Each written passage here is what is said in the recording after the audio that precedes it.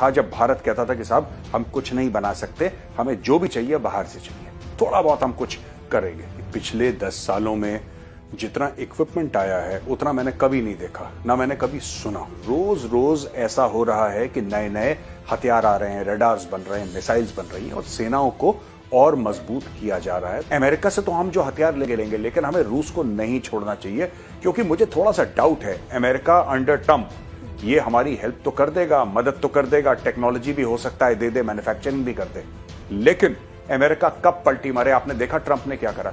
आज की तारीख में आप देखिए भारत को परेशानी आ रही है। तेजस एयरक्राफ्ट हम लोग बनाने के लिए तैयार हैं, डिजाइन कर दिया, सब कुछ हो गया, लेकिन इंजन जो आने थे इंजन नहीं आए। चीन आपको बड़ी पैनी नजरों से देख रहा है कि इंडिया किस तरीके से डिप्लॉय करेगा प्रलय को और कहां कहां डिप्लॉय करेगा, और कोई ऐसा वहां पे देश नहीं है जिसकी चाइना के साथ खटपट ना हो, या जमीन का अगर मुद्दा ना हो तो समुद्र का मुद्दा होगा।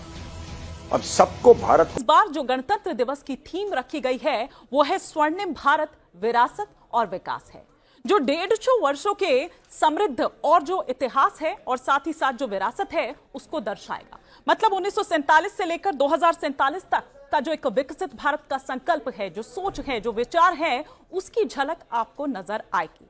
सुरक्षित और सशक्त भारत की वो झलक आपको कर्तव्य पथ पर नजर आएगी।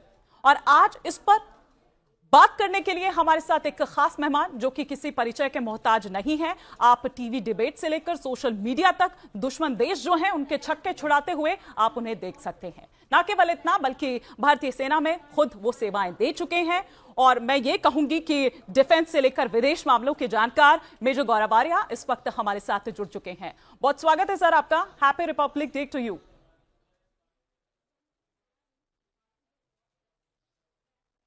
मेजर गौरव, सबसे पहले तो मैं इस थीम पर चाहूंगी कि आप कुछ कहें जो स्वर्णिम भारत, विरासत और विकास थीम रखी गई है।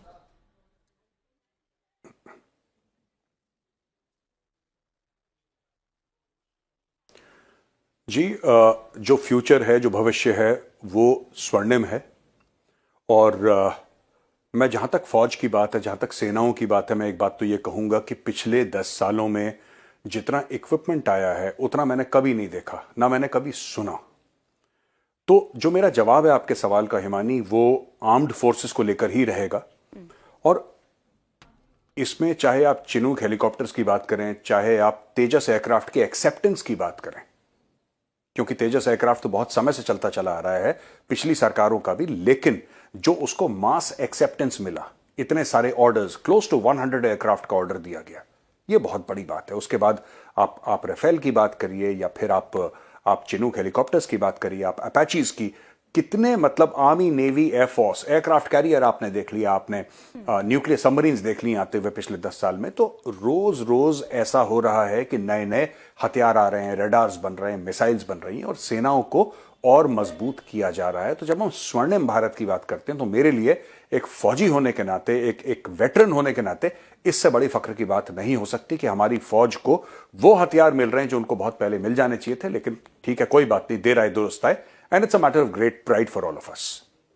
बिल्कुल, मैं उस पर भी एक एक कर आऊंगी सर, पॉइंट वाइज। लेकिन जब हम यहाँ इस थीम की बात कर रहे हैं, उस झलक की बात कर रहे हैं जो कर्तव्य पथ पर नजर आएगी, और कर्तव्य पथ पर हमारी तीनों सेना जो एक साथ वहां पर परफॉर्म करती हुई नजर आएगी, एक साथ किस तरह से कि अगर किसी भी तरह की परिस्थिति हो किस तरह से वो अलाइन होते हैं। और शायद यही वो मौका होता है मेजर गौरव, जब शौर्य, दृढ़ता और कर्तव्य निष्ठा हमारी जो जनता है वो देख पाती है उस इंडियन नेवी की, आर्मी की, और साथ ही साथ अगर हम बात करें यहां पर एयरफोर्स की।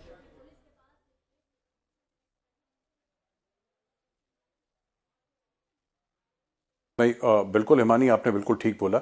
एक तो ये जो कर्तव्य पथ पे ये लोग मार्च करते हैं, और पहली बात तो ये है कि सिर्फ उनका एक समन्वय, उनका एक एका देखने को नहीं मिलता, उनका कल्चर, उनका ईथॉस भी देखने को मिलता है। आप देखते हैं किस तरीके से मार्च करते हैं, इसके लिए बहुत प्रैक्टिस चाहिए, बड़ा डिसिप्लिन चाहिए। लोगों को तो दिख जाता है मार्च हो गया और एक रेजिमेंट, बस अनाउंसमेंट होती है कि ये रेजिमेंट सामने से जा रही है, लेकिन उसके पीछे पूरी 1 साल की मेहनत है। जहां तक आपने बोला